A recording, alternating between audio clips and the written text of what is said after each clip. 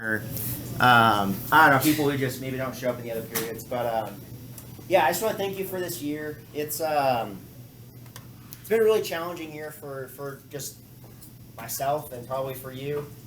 Chemistry is a hard class because I don't know. I feel like it's like the first like really hard science class you've had.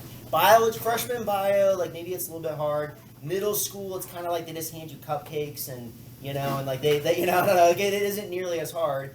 And so and there's a lot of math and chemistry. So I know for some of you, it was just a very challenging year. And so if the year didn't go well, don't let that. I don't want you to think like, well, I can't do anything in STEM just because I got like a C or something in chemistry as a sophomore. That's not true, right? So if the year didn't go well for you, figure out why it didn't go well. Learn from the experience and just try to be better next year or the next time you take a science class. If the year did go well for you, congratulations. But I don't make like. I guess what I'm trying to say is I don't want you to think like just because you got a C or something in this class that like I hate you, or it's like it's like, man, Mr. Blackford, like I'm not the chemist he thought I was going to be when I joined this class, and it's I don't take that stuff personally. But I have like my stack of yearbooks here, and at the end of every school year, I'll get a yearbook, and then I'll go through and I'll circle all the students like I taught, either that year or previous years, or maybe just students I just kind of met throughout the year, and then at some point during the end of the year, beginning of the year, the next school year, during the summer, I'll go back through and I'll look at all like the yearbooks and stuff, and I think for me the hardest part of teaching isn't so much like the working conditions or the pay.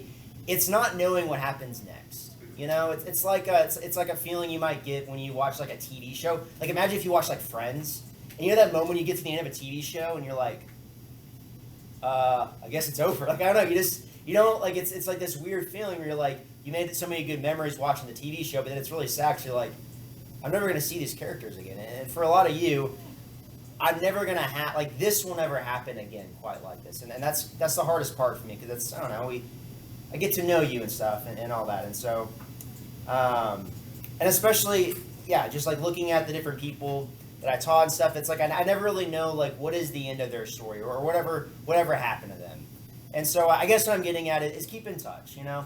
I'm not saying like once a week you gotta like give me some life update. I'm saying like once a decade even. Like, like when you're like my age, it's been like 10, like, hey, send me, which reminds me, here's my personal email address.